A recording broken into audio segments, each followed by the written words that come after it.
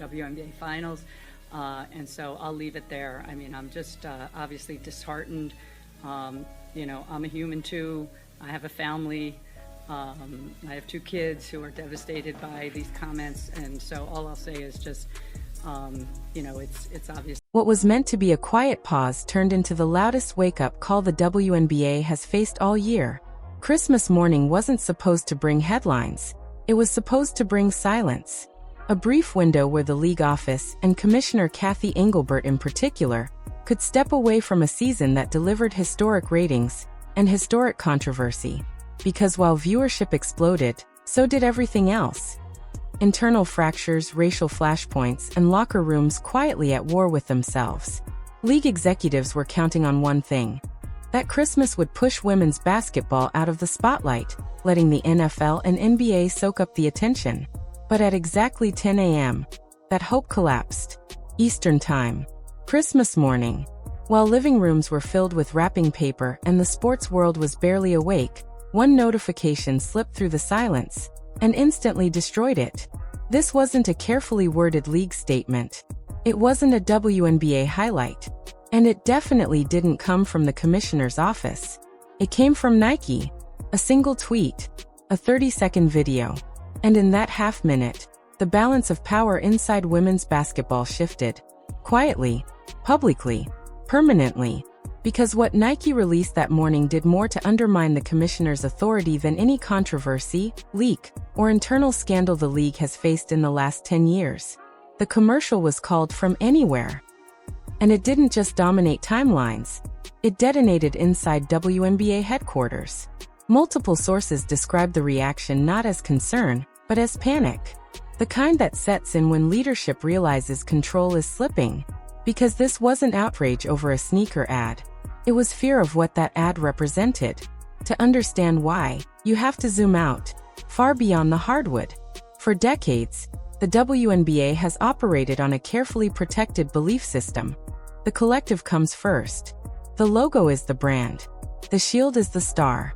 The league has sold the idea of 144 equals. Every player matters the same, every story carries equal weight, and no single athlete is ever allowed to eclipse the organization itself. It's a philosophy Commissioner Cathy Engelbert has defended as stability, a safeguard against volatility. But that philosophy shattered the moment From Anywhere went live. This wasn't a traditional sports commercial. It was a high-budget, cinematic statement. Shot like a movie trailer. Backed by Nike's full force. Featuring Caitlin Clark alongside cultural powerhouses like Travis Scott and the Kelsey brothers. Confident. Loud. Unapologetic. And in one Christmas morning drop, it took a sledgehammer to the idea that no player can be bigger than the league. The message couldn't have been clearer. There is number 144. There is Caitlin Clark. And then there is everyone else. For a commissioner who built her reputation on maintaining balance inside the league's ecosystem, this was a direct challenge. Watching one player elevated to near-mythic status, without league approval, without league oversight, wasn't just uncomfortable. It was a threat to her authority. And the details of the ad are what reportedly kept league executives on the phone all Christmas Day. Because this wasn't a celebration of the WNBA. It wasn't a highlight package. And it certainly wasn't league-centric. Look closely and you'll notice something missing. The WNBA logo is barely there, if it appears at all. The spotlight never leaves Clark. Not as a player, but as a brand. She's shown alone in a snow-covered driveway. No arena. No uniforms. No league framing. Just Caitlin Clark, surrounded by the cultural icons of the moment, casually hitting shots from distances that feel almost fictional. The world asks, "Can you make it from here?" She answers, "From anywhere." That framing matters. Because it doesn't sell basketball, it sells inevitability. It positions Clark not as an athlete within a system, but as a cultural force that exists above it. According to insiders, Engelbert saw this as a rogue operation. Traditionally, Nike and the league move in lockstep, aligning every campaign to reinforce the WNBA brand. This time, that alignment was gone. But make no mistake, this was Nike flexing. Hard. A clear message to the WNBA. We don't need you to sell shoes. All we need is Caitlin Clark. For a commissioner, that's a nightmare realized. Your brightest star has outgrown the league that made her, and every corporate partner already knows it. The power balance has shifted, quietly, irreversibly. And the timing? It was intentional, malicious even. To understand the chaos inside the front office, you have to zoom out. Just weeks before the Nike ad dropped, the basketball world's attention was captured by the launch of the new 3&Re League, created by Breanna Stewart and Nafisa Keir. This wasn't just another off-season league. It was a calculated statement. A player-first, equity-based league designed to keep talent in the U.S., reward veteran stars, and challenge the old order of the WNBA. And now, with Caitlin's Nike ad blowing up on Christmas morning, the commissioner was facing a double threat. A corporate powerhouse putting her star above the league, and a players' league rising from within her own ranks. The commissioner had publicly championed this initiative. She called it a cornerstone of the WNBA's growth strategy, a bold, player-first vision for the future. And when it came to Caitlin Clark, the league pulled out all the stops. Reports suggest they offered her over $1 million for a few weeks of participation. A historic payday that dwarfed her WNBA salary. A Lionel Messi-level offer, practically unheard of in women's basketball. But Caitlin? She said no. No to the money. No to the exposure. No to being told when and how to shine. Instead, she chose rest, golf, and stepping away from the spotlight. Or at least, that's what the league thought. Then came Christmas morning. The From Anywhere commercial dropped. And just like that, the WNBA's carefully orchestrated narrative, the one that painted Caitlin as missing out, exploded. Where the league hoped to build momentum for the unrivaled league's January tip-off, Caitlin had flipped the script entirely. The story was no longer about the league shaping stars. It was about a star reshaping the league. The numbers don't lie. Within 24 hours, Caitlin Clark's 30-second From Anywhere ad outperformed the entire unrivaled league launch, 6 times over. Publicly. Decisively. Humiliatingly. It was a message to the establishment. Caitlin doesn't need the league to stay relevant. The league needs her. For Commissioner Engelbert, watching her off-season strategy drowned by a single shoe commercial was a nightmare. Fans weren't cheering for women's basketball. They were cheering for the Caitlin Clark show. And when your biggest star holds the audience's loyalty in her hands, leverage disappears overnight. How do you discipline or control someone who essentially owns the kingdom? Then there's the financial sting. One of a commissioner's core duties is to project wealth, professionalism, and aspiration. Engelbert knows the numbers. She's a business mind, a strategist. And yet, here's Caitlin Clark in a $5 million cinematic ad, rocking custom gear, rubbing shoulders with multimillionaire rappers and NFL stars, while the league looks like, what? A footnote. The ad didn't just entertain. It exposed the system, showing who truly has the power. The contrast is brutal. That 30-second commercial looked more polished than most WNBA broadcasts. Every frame screamed big budget, A-list production. And while Clark racks up millions from Nike, Gatorade, and State Farm, the league she actually plays for, she earns a rookie salary that wouldn't even cover the catering bill for this shoot. It's a public relations nightmare for Commissioner Engelbert. She's in the middle of negotiating future collective bargaining agreements, selling the narrative that the WNBA is a major league. And yet, every time this ad airs, during NBA games, NFL playoffs, or viral highlight reels, it broadcasts the opposite. The message is clear. The league is secondary. Caitlin Clark is primary. The message couldn't be louder. The real money isn't in the league. It hands the Players Association a megaphone. Look at that. Look at the value she's generating. Why are we settling for scraps? The league looks cheap. Leadership looks slow. And whispers are spreading fast. Team owners calling Engelbert, demanding, "Where's our cut of this marketing explosion?" The rage isn't personal. It's business. The WNBA is being cut out of the profit loop of its own biggest asset. And Nike? Laughing all the way to the bank. But the most dangerous fallout isn't in boardrooms. It's in the locker rooms, where anxiety is peaking. Enter Aya Wilson, 3-time MVP, champion. By every metric, one of the best players in the world. She too has a Nike deal. She too released a commercial recently. And then came the inevitable comparison. The internet didn't wait. Fans, analysts, social media, all side-by-side comparisons. Clark's ad? Cinematic, moody, high-budget. Wilson's ad? Criticized as simple, flat, low effort. The narrative formed instantly. Caitlin Clark isn't just a star. She's a cultural phenomenon. And everyone else is being measured against her. Nike is being accused of sabotaging Aya Wilson to prop up Caitlin Clark. Whether that's true or not doesn't matter to the commissioner. Perception is reality.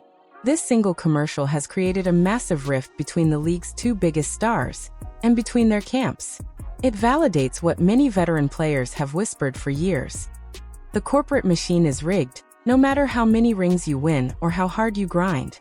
Engelbert has spent the last 2 years putting out fires, player conduct, hard fouls, even the targeted backlash against Caitlin Clark. And now? This commercial just poured a tanker of gasoline over those flames.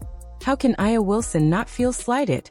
How can the veterans not feel disrespected when a rookie gets the Michael Jordan treatment, while they get generic coverage?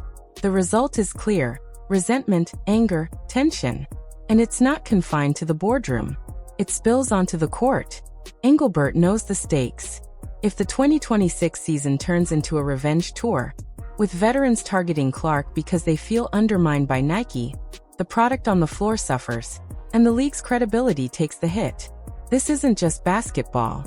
It's a drama series on the court. It risks injury, scandals, and controversy, and when it blows up, it lands squarely on the commissioner's desk. And then there's the cameo power play in From Anywhere, a direct challenge to WNBA history. For the past decade, major WNBA campaigns have honored the past. Cheryl Swoops, Lisa Leslie, Sue Bird, the legends who built the league, passing the torch, paying respect. Not here. In From Anywhere, the legends are absent.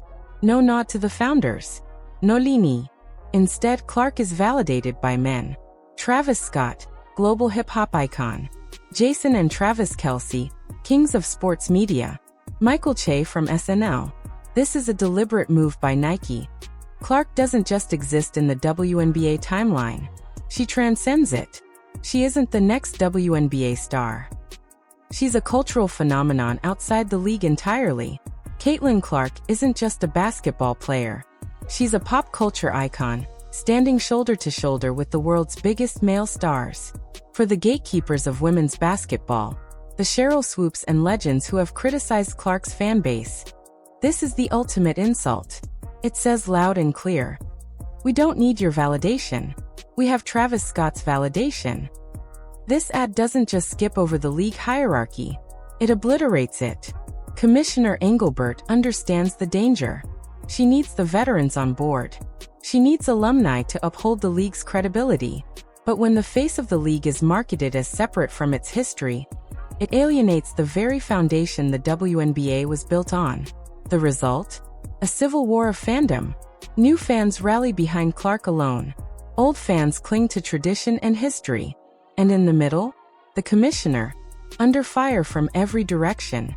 And to fully grasp the personal stakes here, we also need to revisit the Lucky Stars controversy. That story adds another layer to this intensely personal and public conflict. Back in October 2025, reports emerged of a heated meeting where Commissioner Engelbert allegedly told players they should be on their knees, thanking their lucky stars for the media rights deal she had secured. She tried to walk it back, but the damage was done. Suddenly, she was the executive who expected gratitude. A subtle power play. A reminder of who signs the checks. Enter the Nike commercial. From Anywhere is Caitlin Clark's silent but unmistakable rebuttal. Without a word, she says, "I don't need to thank my lucky stars. I am the star." Her value is intrinsic. She brings eyeballs, sponsors, and revenue. Everything the league relies on. The math doesn't lie. The WNBA pays her $76,000 a year. Nike paye 28 millions de dollars. Who's really in charge now? The power dynamic has flipped. The player is effectively the employer, the league the employee. And Engelbert, a sharp, seasoned executive, is now facing a challenge she never anticipated. Engelbert knows the truth. Once a player realizes they are bigger than the league loses control. We've seen it in the NBA with LeBron James. But this is far more extreme. The wealth gap between Caitlin Clark and her peers is staggering. And the commercial hints at a looming nightmare that keeps WNBA owners awake at night. The breakaway. For years, the question was, is Caitlin Clark good enough for the WNBA? That question has been answered.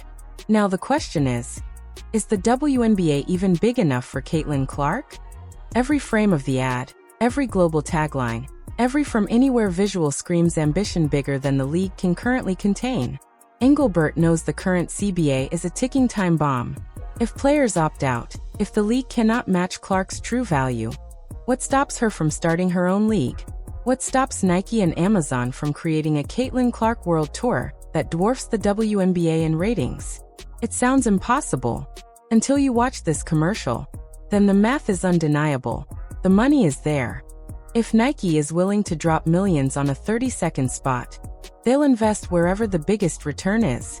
Right now, that vehicle isn't the Indiana Fever. It isn't the WNBA as an institution. It's Caitlin Clark. This commercial isn't just advertising. It's a warning shot. We built this star. We can take her anywhere. And in the commissioner's office? That rage isn't anger. It's fear. Fear of obsolescence. Fear that the WNBA is no longer the destination, just a stepping stone for Clark. Then there's the global deception. The From Anywhere tagline implies worldwide reach, snowy courts, distance, universal appeal. But in a twist that went viral instantly, Nike failed to release the merchandise internationally. Fans in Brazil, France, Spain, and China flooded the comments. Why can't we buy these shoes? Technically, it's a Nike logistics fail. But the blowback hits the WNBA hard. The league looks out of touch, underpowered, and secondary, while Clark's star shines globally. Commissioner Engelbert has been talking non-stop about global expansion. Toronto, London, big dreams for the WNBA on the world stage. But here's the problem. When the biggest marketing push in the sport's history alienates international fans, treating them like ghosts, the league's brand takes a hit. It reinforces the perception. Amateur hour. A global star deserves a global launch, but the infrastructure failed. And Engelbert? She takes the heat because she is the face of the business, and right now the business looks uncoordinated. Impact on the 2026 season is real. This commercial has drawn a line in the sand. It signals who holds the power, and sets the stage for a season defined by tension, rivalry, and high stakes. So here's the question for you, the fans. Who will win the power struggle, the league or Caitlin Clark? Comment below with your prediction. Hit like if you think Clark has already won. And subscribe for every explosive update on the 2026 season. Because trust me, you won't want to miss a moment of this.